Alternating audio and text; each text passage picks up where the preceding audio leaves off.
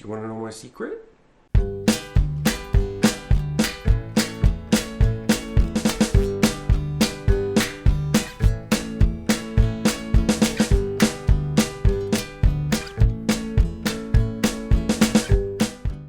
Guess what?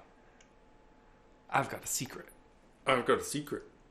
Do you want me to blow your mind? This is going to blow your mind, so you better prepare yourself. If you're not prepared, you better find another video to look at because this is going to blow your mind. This is the craziest thing ever. Ready for the secret? You don't know everything. Whoa, that's a secret. Did that blow your mind? Did it go? That's the secret. You don't know everything. I don't know everything. So how do we figure out things? In this video, and whatever this is, this technical tutorial, we're going to look at Googling it. Get those answers to the questions we have so we can fill in those gaps of the stuff we just don't know about. We're not experts, and sometimes getting information from an expert can take a bit of time, be a little more difficult than just simply picking up your device and Googling it. Google is just the term of using a search engine, essentially, to find the answers to the questions you might have. For example, I can take my phone and say, if this is an Android, so I can say, hey Google, what's the weather like tomorrow? A high of 14 and a low of 3. Hey Google, how old am I? The correct age. That's cheating. You can't do that. Hey Google, why is the sky blue? I found these results. Now each device has a keyword that you have to say, hey Google, or if it's an Apple device, hey Siri, to cue that voice recognition to pick up what you're going to say next as what your question is. For example, if I was to say to my phone, hey Google, there'd be a moment I'd see at the bottom, it was recognizing my voice, and then sometimes there's a ping, a sound, then I would ask my question after that. So I'd query the device, Google, Apple, Cortana, whatever it is, wait until I notice it's ready to pick up my voice, and then ask the question. Now, depending on your device, some might be faster or slower, so you may have to wait a little longer. It is what it is. If you don't want to use your voice to ask your phone questions and look kind of silly or feel like you're looking silly, then just use the touchscreen or use your keyboard on your computer, and you can search that way. Easy enough. Now, you'll have to find your browser, which if you're a Windows user, you'll either be using Edge, which comes pre-installed with Windows, Chrome, Opera, or Firefox. If you're an Apple user, your Mac comes pre-installed with Safari, but you may be using something else like Chrome as well. Within the web browser, they often have built-in search engines. Even Windows and Apple have, in the whole operating system, a search engine that uses their default search engine to search for results. But with Chrome, I can type in the address bar what I'm searching for. I don't have to worry about www.blah-blah-blah-blah. Whatever. I can just type the question I have, done, and it will search for that. They're so smart, like a lot of these modern ones are smarter than we are. They will actually ask you if you meant a certain word, a keyword, based on maybe you smashed your face on the keyboard to try typing it, and it's like, are you sure you meant that? So when you do those search results, they will actually say, did you mean this? And you can click on that link. But as you go through the results, it'll show the top results based on search engine optimization services or what has been set up by the websites. When you look at the search results, here's a few things you want to watch for. First of all, there will be ads. You'll often see on the left side tagged, if you're using Chrome, it'll say ad and then the actual search result. I usually skip those because I know they've been paid for to be there. And so I'll skip to the first one that doesn't have that tag beside it. It'll either say ad, some might say sponsored, and I usually skip those.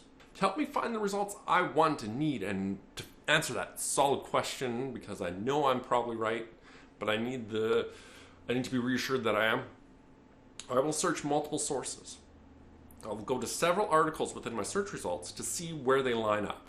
And I generally like this idea of finding a center of truth. When it comes to the information I take in, I like being able to find where everything lines up. There will definitely be discrepancies between certain sources, but finding that center of knowledge is really important. So let's say I want to find information on the Gibson ES335.